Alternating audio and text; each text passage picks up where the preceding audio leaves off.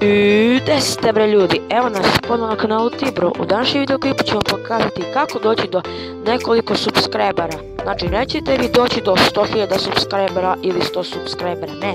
Doćete malo, ali uglavnom koliko toliko ću vam pomoći. Znači, što trebate je da idete u vaš YouTube. Znači, tu YouTube idete i ovdje tu kucate sub for Sublive.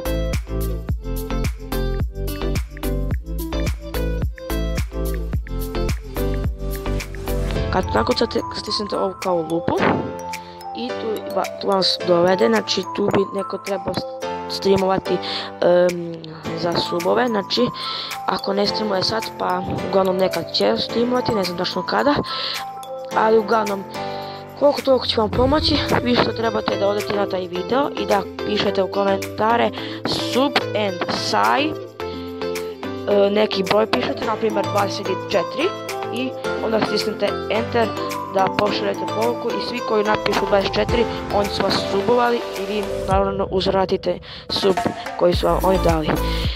Da sam vam pomogao bar nekih 10%, ako jesam onda lupite onaj like i subscribe da dođemo do što više lajka i subscribera i naravno share, da delite ovaj video i ovaj YouTube stranicu i ovom YouTube kanal, dođemo do što više subova. Like, subscribe, share i jedan veliki pozdrav za još ovakvih video klipova.